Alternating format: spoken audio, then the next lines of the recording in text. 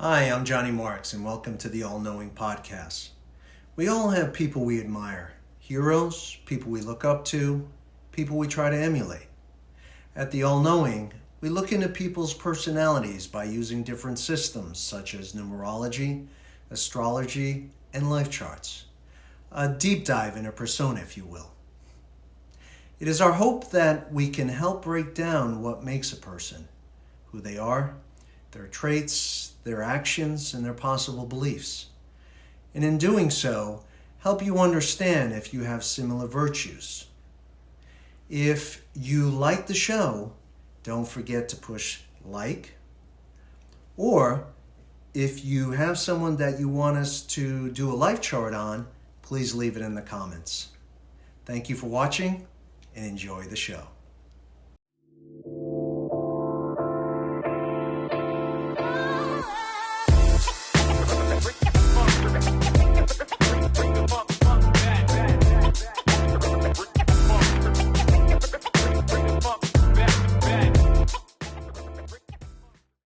Hey there, I'm Johnny Marques, and welcome to another episode of the All Knowing Podcast.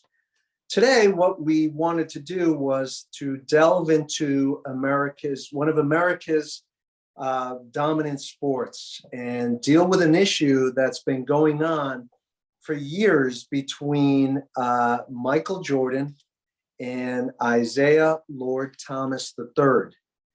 Aaron, one of our producers, brought it up and has become all-knowing about the subject. So we asked Aaron to speak on this. The feud between Michael Jordan and Isiah Thomas. So I'll give him the dates and then we'll hand it over to Aaron. Okay, Michael Jordan, February 17th, born in Brooklyn, 1963 at 1:40 p.m. And Isiah Lord Thomas III, born April 30th, Chicago, 1961. Aaron, are you there? Yes, sir. Dude, I love that introduction. Wait, can you say that part again about me? The all-knowing? It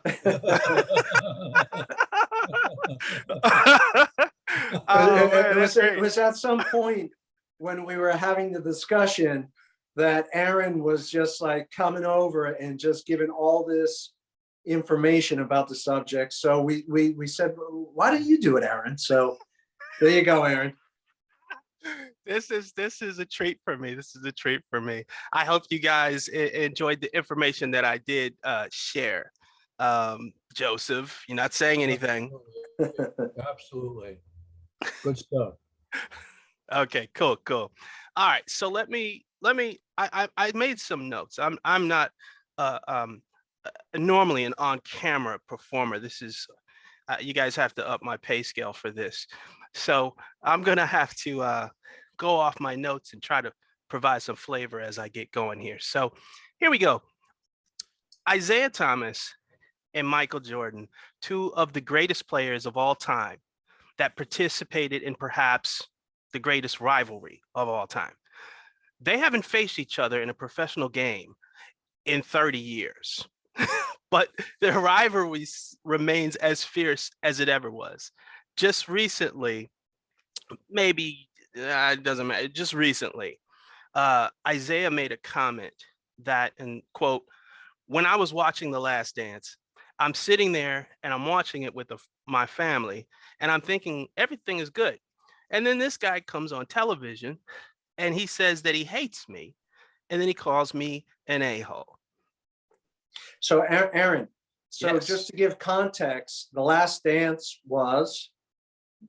Yes, the documentary that was, I believe it was an ESPN documentary. It may have been a Netflix documentary, but I think it was ESPN, I'm pretty sure. Right. So you're referring to a documentary called The Last Dance. Correct. And that's what Isiah is talking about. It was like an 8 or 9 part series that came out, I think it was July of in the middle of the pandemic. So huge hit. Huge. Everyone was talking about it. Yeah.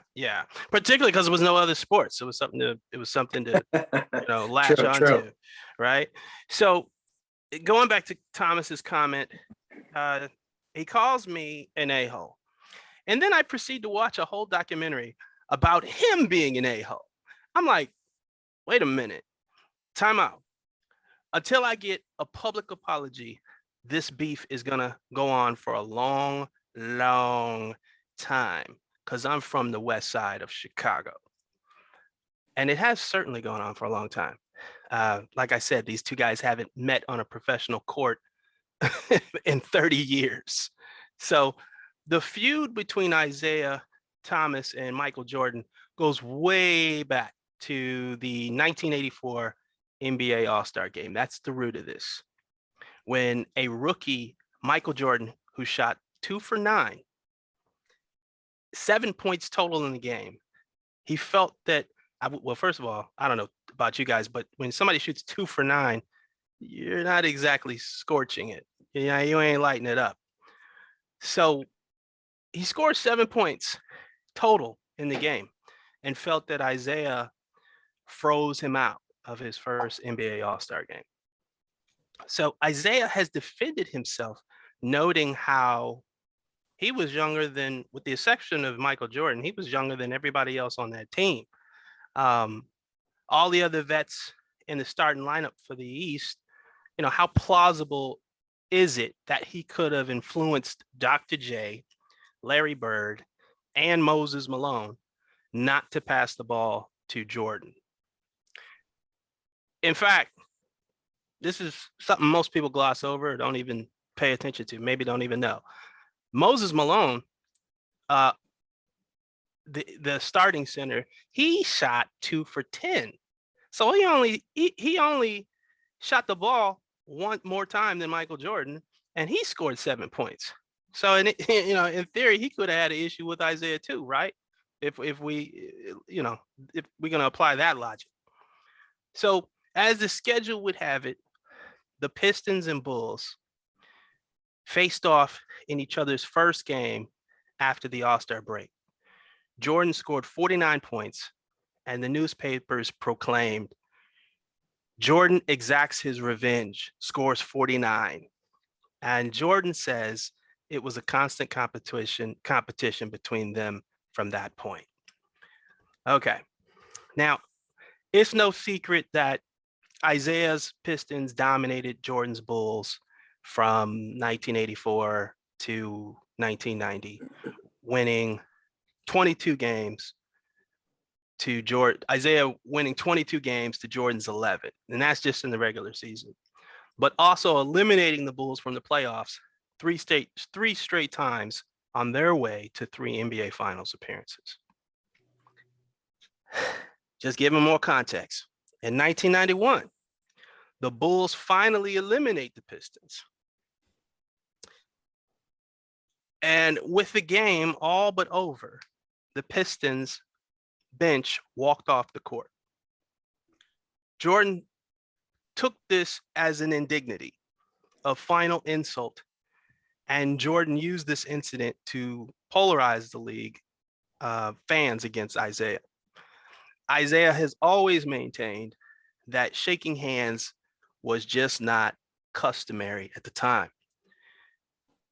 In fact, Larry Bird and Kevin McHale were part of Boston's, Larry Bird and Kevin McHale, who were part of the Boston Celtics team that walked off on the Pistons when Detroit beat them. They've both made recent statements supporting Isiah's idea that shaking hands in defeat was just not culture of the league back then like it is today. Fast forward to the summer of 1992. The U.S. allows professionals to compete in Olympic basketball. And Isiah was easily one of the top 10 players in the NBA and had 2 of the last 4 championships. So, but he was snubbed by the selection committee. And the controversy surrounding that is Jordan made it clear that he didn't want to play on the team if Isiah was on it. Jordan denied that repeatedly. He's denied that repeatedly. Even in the Bulls' recent documentary, The Last Dance, he denied that. But sports writer and historian Jack McCullum published his old interviews in the podcast series, The Dream Team Tapes, where Jordan himself can be heard rehashing how he told Rod Thurn he didn't want to play if Isiah played. A few members of the selection committee quit the committee based on watching all this unfold. And Jordan has a history of holding grudges, creating imaginary reasons to motivate himself against his opponents, right? We saw that in The Last Dance. He has completely alienated himself from almost the entire Bulls team that he won those championships with, including most notably Scottie Pippen. Then, as circumstances would play out, he's dumped his best friend, Charles Barkley, when Barkley said, quote, "One thing about being famous is the people around you, you pay all their bills. So they very rarely disagree with you because they want you to pick up the check. They want to fly around on your private jet, so they never disagree with you. I don't think Michael has hired enough people around him who will disagree." And this is in reference to Michael Jordan being ownership, running the Charlotte was the Bobcats, now it's the Hornets again. So Charles speaks on that, and among other comments. And Jordan hasn't spoken to him in about 10 years now. Their friendship, they were thick as thieves, and now Jordan won't return Barkley's call. So all this calls into question, does he really believe that Isiah froze him out in his first NBA All-Star game? Does he really believe that, or is that something he invented in his head to motivate him against Isiah? Did MJ choose to take exception to Isiah not shaking his hand because Michael was being petty, doesn't want to acknowledge those that don't put him on a pedestal, or or at least acknowledge him? Does it annoy Michael that Isiah is perhaps the only star in the whole NBA that has a dominating track record against him? Or is Isiah jealous and upset by all the shine that Jordan has received, being the Chicago hero Isiah grew up dreaming that he wanted to be for his hometown?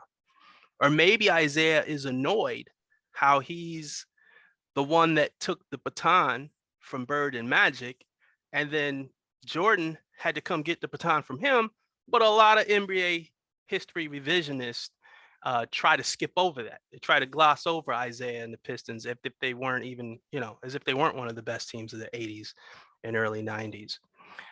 People try to specifically leave him on the Mount Rushmore of that time.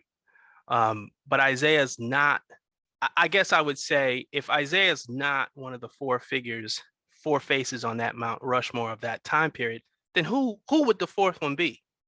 Who would they be? You have to beat the best to be the best, right? So what really keeps this feud alive? Now, Joseph, can you please break down these two individuals? Thank you, Aaron and Johnny, for the great setup. As always, you share a lot of very important information, which I interpret from a psychic point of view using my 50-year history as a professional psychic for celebrities, for athletes, for performers of all types. These two were born to fight each other. It's in their astrology charts. It's in their psychological makeups. If they were kids on the same schoolyard playing basketball, after school, they would be fighting. They would have been jealous of each other. They would have been on opposite teams. They couldn't possibly be on the same team. Their style of play is quite different, and it reflects their personalities. Michael Jordan, also called Air Jordan, is an Aquarius, which is the air sign. So he likes to fly. The guy flies over all opposition, flies over all defense. He's like, he's from the moon, which is where rabbit year people, he's born in the year of the rabbit in Oriental astrology. They are, by the Asians, they are often called, accused of being from the moon. And so he's kind of wacky. He's a wacky individualist. He totally dissed all his teammates at one point or another, particularly in his Hall of Fame speech. Air Jordan, nobody seems to be good enough to be able to play with him. He's got Mars in Leo opposite his sun in Aquarius. We know what Leos are like. They're kind of blustery. A guy with Leo rising is Donald Trump. Leos can be the kitten, the lion, or the ringmaster. The lion is like Fidel Castro, another Leo influenced rabbit. Air Jordan is a egomaniac, and he's bright and quick. He's an artist. He's an artist of the basketball court. He looks upon the basketball court as a painting canvas, which he will go into and do some remarkable strokes on. And he does just that. He is quite likely, in my opinion, many people's opinions, the greatest basketball player who ever lived. My uncle, Uncle Richard Triptow, Triptow, you can look him up. He was a member of the first world championship team, the Chicago Gears. He played alongside George Mikan. He liked to boast that he would feed George Mikan. Mr. Big was George Mikan's name. He loved Michael Jordan. He said he was clearly the greatest basketball player who ever lived. My uncle was an incredible athlete, an incredible basketball player himself. So Michael Jordan is the showboater, the superstar, the, hey, look at me doing these crazy dunks, from the stratosphere. He's a one-man team. While you look at Isiah Thomas, who's got a lot of Scorpio, say no more. He's got the moon in Scorpio, sun in Taurus, which is very grounded, earth sign rather than air sign. So he's known as a guy who gets through the paint. He gets through all opposition. He goes under a lot of them because his nickname was Pee-wee, 6'1", a point guard, not a shooting guard as much, a point guard. He goes in, he penetrates. He likes to penetrate. Does that sound like many a Scorpio guy, Although he's a Taurus with full moon in Scorpio, similar to another Taurus with full moon in Scorpio, and that would be Ho Chi Minh, one of the greatest defensive players of all time, who of course beat the entire American army, of a million people, with his incredible defensive work. Just absolutely incredible defense and offense. Isiah Thomas could turn around any kind of game and beat any in the clutch, incredible in the clutch. Why? Because he had desire. And he's a deep guy, very involved in philanthropy, very involved in business. Isiah Thomas is a deep, down-to-earth guy next door. He was a child prodigy. At 3 years old, he was a great basketball player for 3. I don't even know how. I've seen 3-year-olds even the ball up that high. Not an easy thing to do. He also has won awards for his philanthropy. He's a businessman. He's developed every kind of business, from print franchises to industrial or to waste and recycling plants. He has a master's in education from UC Berkeley and the Martin Luther King Legacy Award. Now, this is not to say Michael Jordan doesn't have some of this stuff too, but the interesting thing about the two of them is Michael Jordan is a superstar who's kind of a little vicious, and what's his name? Isiah Thomas is kind of like a tough, aggressive, take no hostages guy who's actually kind of a saint. So normally you have like a superhero versus a jealous punk. That's the way a lot of rivalries are. In this case, they both have good and bad. In fact, Isaiah, he's got moon in Scorpio. So he's got desire. He's intense. Isaiah is a maniac. He is very aggressive, and he gets through and around and under all opposition, while Air Jordan is an airhead. He flies over people. So he doesn't necessarily mix it up a lot on the court. He's no lame beer, but he is a guy who talks trash a lot and tries to get inside people's heads and tries to psych them out. While Isaiah can do that, but he just goes through. He just drives. And that's Scorpio. Leo and Scorpio are at a 90-degree angle. And you don't want to put them together at the same party or in the same elevator, because they'll go after each other like cats and dogs, which they rule. Leo is the cat. It looks like Mick Jagger with the mane of hair, or Jerry Garcia, or Davy Crockett, what's his name, Andy Warhol. While the Scorpio is down and dirty. I mean, Charles Manson, that's kind of extreme. Teddy Roosevelt, who said, "Speak softly, but carry a big stick." He might as well said, "Speak softly, but carry a big sting." There's also, of course, the story that this jealous Mars and Leo prima donna, Michael Jordan, 86th, Isiah Thomas from the Olympic team, the dream team. That has been disputed, but it could be true. They are jealous of each other. They both have some Scorpio energy in their charts. They're jealous of each other. They both want to be the greatest basketball player who ever lived. But Isaiah seems to be more of a team player. Like my uncle Richard Tripto always told me, there's no I in team. So Isiah Thomas has always been liked by a lot of people. He's got a boyish look to him. He looks like a guy next door. He looks like a kid. That's why his nickname was Pee Wee in college. Can I add to that? It's interesting Yeah, you say please. it's interesting you say that, because he was unanimously selected as the president of the Players Association. So Yeah. after Dr. J. And why is that? Because he has the humility that Michael Jordan lacks. Mm-hmm. But I'll tell you, Wasn't he also a television commentator, or still is, or? Absolutely. He's regularly on NBA TV. He's regularly on ESPN's Open Court. Right. Is it? And he does some stuff on TNT as well. So you're absolutely right.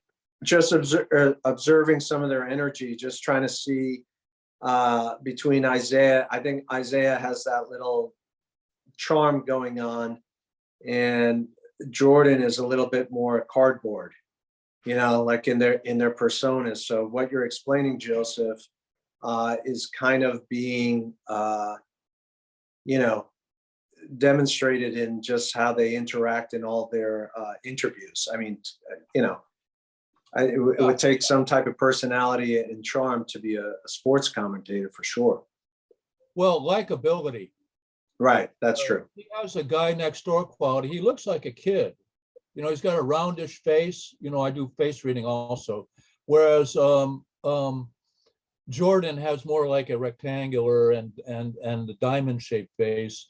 The weird thing, rabbits, Year of the Rabbit people are generally a little weird. They're out there. And when they get in a position of authority or power, they can sometimes blow it. Look at Frank Sinatra, who was always putting his foot in his mouth. Year of the Rabbit, he would always be putting down newscasters. I forget who said it, but never put down anybody who buys ink by the barrel, and because the newscasters, or actually I should say the gossip columnists, would point out how his mother was an abortionist. That's not something he liked to hear. But anyway, Frank Sinatra got really crabby. He'd have his bodyguards beat people up for just shaking his hand too hard. I mean, one of the greatest singers who ever lived, not putting down his artistry, but rabbits are a little funny sometimes. Mhm. Another one was Fidel Castro, a Leo Yeah. rabbit in power, and he But- treated his people like garbage, even though he claimed he was their saint. Excuse me, go ahead, Aaron. Well, it's interesting what you just talked about, because like we talked about the fact that Isaiah has been, what was a news anchor, to, an analyst, excuse me. He's been an analyst, but he's also been an executive for the Toronto Raptors, the coach of the Indiana Pacers, executive for the New York Failed coach Knicks. for the Knicks. Oh, He led them to their worst season. is that actually fact? I'm curious, because man, that Yeah, probably it's pretty well known that they had one of the lowest, team score records under his tutelage, and I'm not sure why that is. It just may have been the mix wasn't right. I don't know. it's probably, I'll be honest with you, the common denominator there has been Dolan, the owner, because they put Yeah. Phil Jackson in the same role, and I as many agree. championships as Phil Jackson has had, the Knicks were pathetic. It's just, for whatever reason, the chemistry Yeah. during that time, and before Isaiah, they just, a lot of people don't, not crazy about Dolan, but Well, those who can't teach, very few great players have been great coaches. It's a different mentality because you got to help other people be great. You know what I'm saying? Bobby Knight actually coached Isiah Thomas. He was his first coach in the Indiana Hoosiers, and they didn't get along very well because you don't rub somebody with Moon and Scorpio like Isiah Thomas the wrong way. Bobby Knight did that again and again, but they came to an understanding because Bobby Knight, obviously, although a strict disciplinarian, has the best interests of his team and his players at heart in terms of their success. yeah, no, I got your point. I get your point, and they did go on and win a national championship for Indiana. But going back to Indiana, Isaiah coached the Pacers, had those boys playing real good. They were the top of the league. Mhm. He had them going to the playoffs. So the New York Knicks situation is everybody Well, messes up. Everybody loses there. Yeah. But even Besides which, we forgot a fundamental fact Hmm. that Isiah Thomas is from Chicago and Michael Jordan's from Brooklyn, from New York. Very different mindsets. I was born in Chicago, warm-hearted. You could run through your neighbors' yards. There's a quality about Midwesterners that is very heart-oriented, whereas New Yorkers are about survival and success. And that's entirely what Michael Jordan's about, is success. He is one of the hardest working, most successful basketball players who ever lived. He's a superstar. And he considers his team to be maybe his support more. He tried to help them maybe even, but nobody could do what he did. So, I mean, when you make I'm a former basketball player myself. When you make a pass to somebody and they toss a brick, you're not going to throw them a pass again. You're going to put it in yourself if you have to. And so you don't make friends that way. Basketball is ruled by the sign Aries. It's the most competitive, aggressive game there is. And like sandlot basketball, which I played a lot over the years just for fun, you can get into a lot of gang fights, fist fights, very easy. It's extremely competitive. So you got the most competitive game, you got the most competitive superstar with Mars and Leo square at a 90-degree angle to Scorpio, and he's got Saturn, in Aquarius, square the Scorpio. These are all like real technical details, but they were born to fight and not to like each other. I mean, it's very easy for Isaiah to look at Michael and to think of him as a showboater, a glory hog, a egomaniac, a non-team player. And it's very easy for Michael Jordan to look at Isiah Thomas and everybody else as being just jealous, backstabbing punks would probably be a way to. Wow, that's so interesting, because when he first came in the league, most of the players did not like him because he gets this super huge lucrative deal from Nike, and the NBA shoe at the time was Converse. And so here comes Jordan wearing Nikes, and he's dunking on people, sticking his tongue out. And so the vets didn't like this. And Well, and he also, he wears the chains at the slam dunk contest, and you weren't even supposed to wear chains on the floor. And okay, the vets yeah, hated that. He was just yeah, everything that that they had tried to steer away from. Kareem, Dr. J, yeah, those yeah. guys could have done that. Well, he pulled a Rodman on them. Yeah. Yeah. But the thing, and then he stars opposite Bugs Bunny in Space Sure. Jam, Sure. And a very well panned piece of so and so. But he that it sold 250 million at the gate and made $1 billion in merch. So Sure. that people are going to be jealous of those kind of numbers and figures. Now, he has been not stingy when it comes to philanthropy, but nowhere near as giving a guy as Isiah Thomas. Isiah Thomas is very loved. Michael Jackson is Michael Johnson, I should say. Michael Jordan. It's interesting, the name similarity, isn't it? I know it is. Our name, They're all MJs. They're all MJs. Whereas Isaiah, his name is his name begins with an I. In numerology, that connects heaven and earth. So I is actually not egotistical. It's actually a good, first letter. Whereas M is 13, which is a 4, which is, I'm in charge. And he's got some Taurus. He's got Dark Moon, Lilith, and Taurus, Michael. Michael is result driven. Isaiah, win driven. Wow. That's why I noticed that I was going to mention.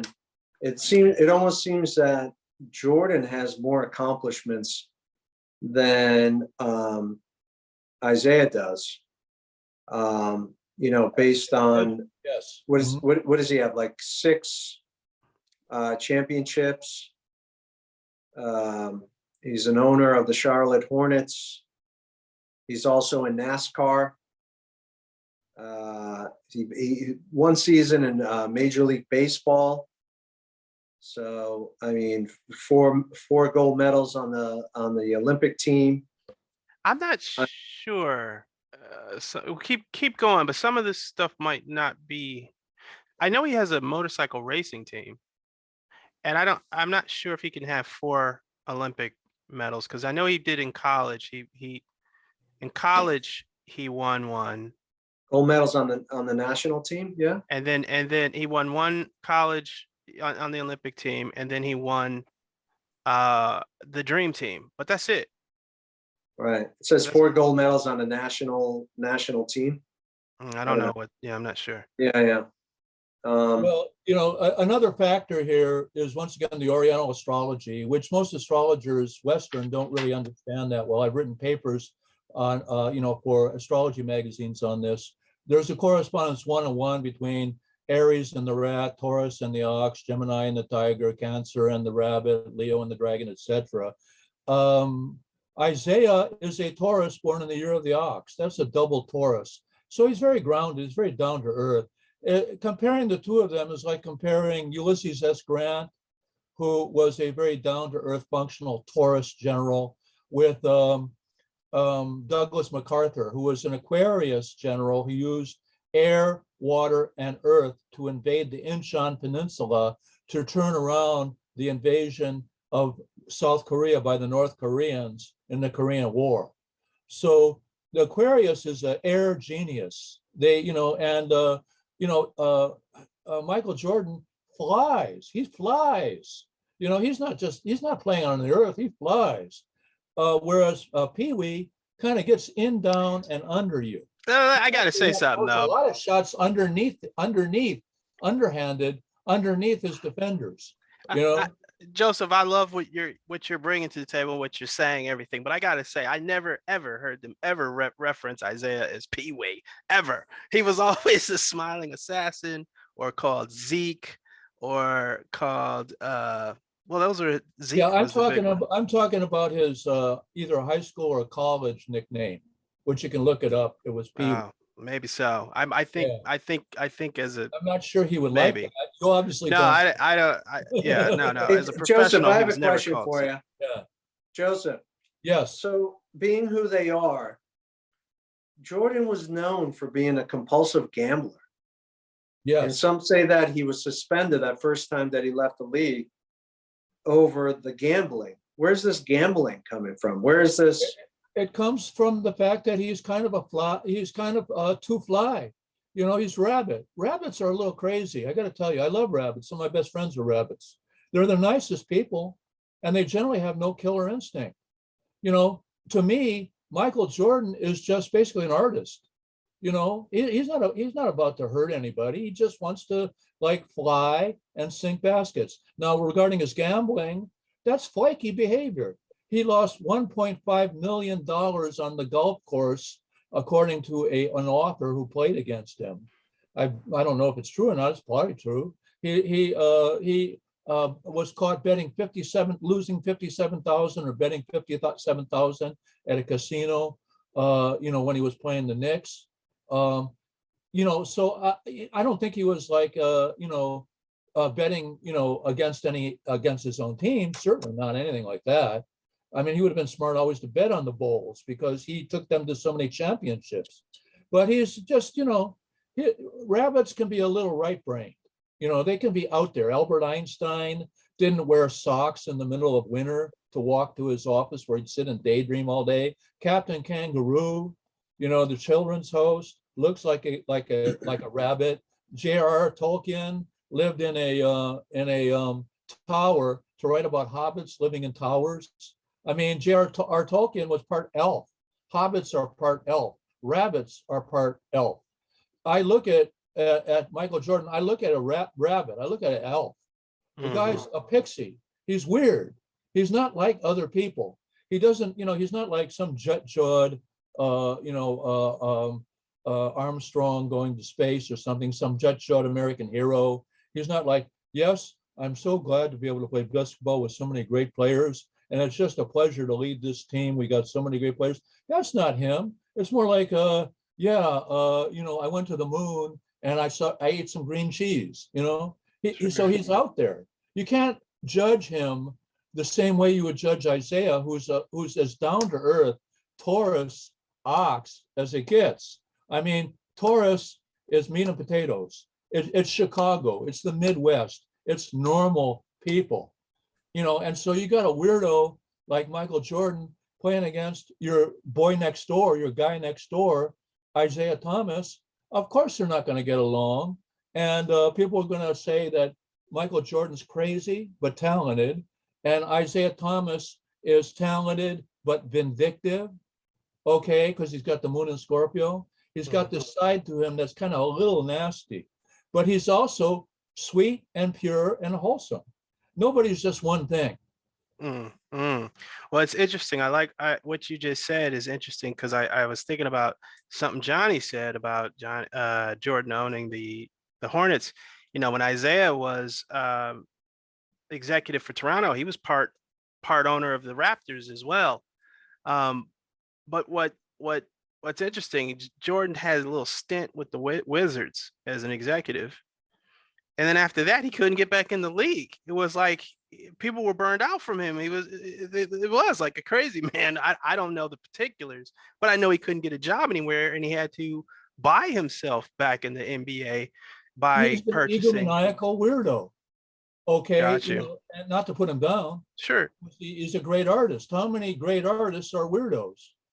Well, sometimes that's what it takes to get that level. You only find a few that have some level of rationality, which enables them to do well in business. Like we were talking about Sinatra in music or Picasso in painting. You know, most artists are in the Enneagrams, which I recommend the viewers look up Enneagrams. A good book is Personality Types by Don Richard Riso. Excellent book. I've been doing Enneagrams for 50 years, and the Enneagram of an artist is 4. And that's probably his type, but it's more likely 3 with a 4 wing. 3 is the egomaniacal performer, as played, for example, by Tom Cruise and Jerry Maguire. America's a 3. The 4 is the artist, like Vincent van Gogh. How crazy was that?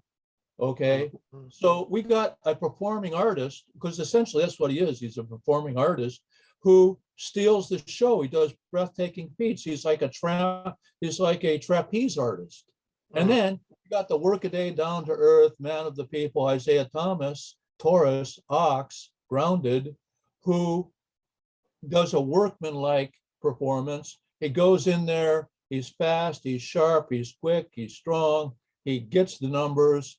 And the clutch, the guy had a broken ankle or Yeah, you're right. He sprained his ankle. He got 24 points. 25 points. Quarter. You know, you're talking about an all-American working man's hero, you know, and that's Chicago. Okay.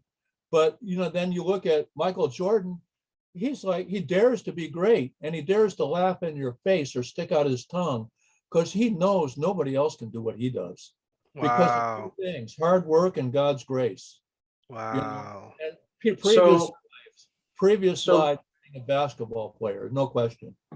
So based on their personalities, is this something that they're going to bury the hatchet, or is this something that's going to continue? They actually like each other. I've seen photos of them hanging together. They actually like each other. It's similar to Muhammad Ali and George Foreman. Yeah, or Joe Frazier. They used to hang together a little bit. They liked each other. But it's good for the gate when you have, that's good for the gate when you have a little controversy, you know, when you have people angry at each other and hating each other. But the thing is, they're not going to hang out together. I mean, could you see them in a bar?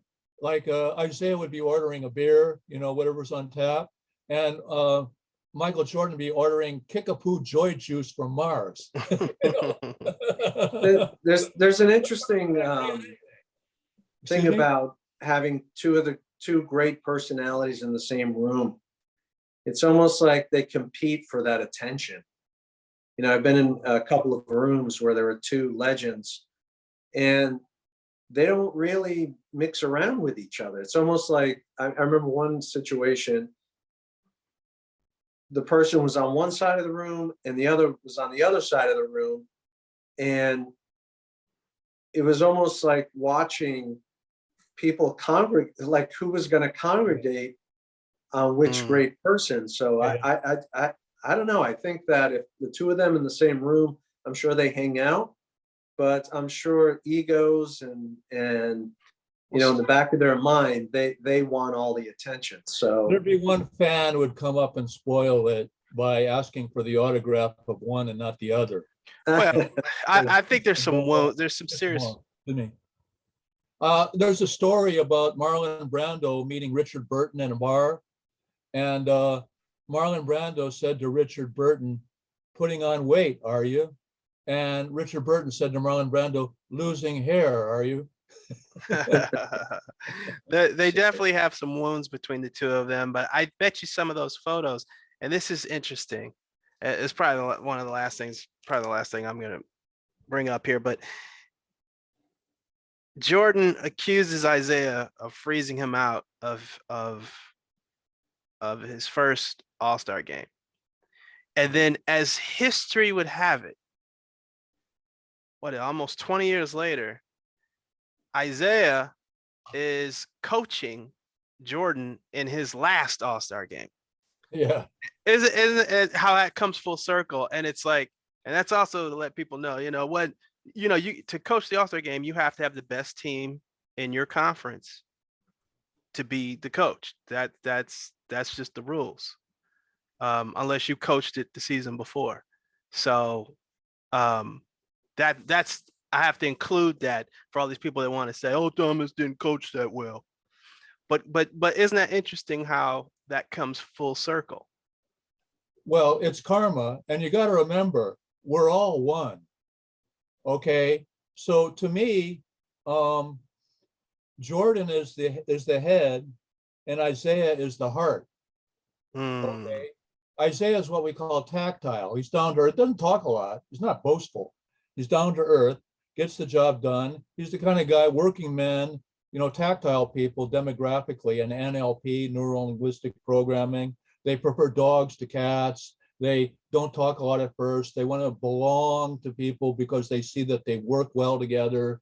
They're team oriented. They're, practical people. They're sensitive, but they appear detached. Okay, like Native Americans are very tactile. Chicanos tend to be very tactile. Not to say that everybody, is, of one ethnic background is the same, because we're not. But Jordan is digital. He's a control freak. He wants to do everything his own way. He's from the head, not the heart. He doesn't know how to bond with people, doesn't know how to be nice to people, doesn't know how to, care for people. He's a show-off, and he's kind of a know-it-all, but he's right-brained, and that works for him well on the basketball court because he's very ambidextrous. I mean, the guy is amazing. He can score from, left or right, and he fakes people out, and nobody can block him. He's just like electricity, but he doesn't know how to pet a dog. He doesn't know how to give a flower to a girl sitting ringside. He doesn't know how to be polite. He's an embarrassment, but he's eccentric, but he's a genius. And you gotta admire his work on the basketball court because that's who he really is. And Isiah is the ultimate team player, point guard. He's the guy, he gets things going, he penetrates. He's the shortest guy almost on any court, but he like nails it. He delivers in the clutch. So tactile people are going to like him. Eccentric, artists are going to like Jordan, and that's going to make the attendance at basketball games peak as long as players like that are on the court. Excellent. Right. Excellent. So any final thoughts, Aaron? No, I really enjoyed this your reading, Joseph, on the situation. Thank you, Yeah. Aaron. And I'm sorry, I didn't mean to cut you off. Go ahead, sir. Yeah, thank you, Aaron. I appreciate it. Thank you. A great job as always. And it's a great story. I'm so glad you came up with the idea for this one because very interesting. So there you have it. The great argument amongst two great people. Just wanted to add, if you like the story, don't forget to push like down below. And then if there are any people that you would like us to do a life chart on, you can leave it in the comments. So thank you, Joseph, and thank you, Aaron. Definitely something that people wanted to know about, and at least hopefully Joseph has described the personalities and what makes this feud ongoing.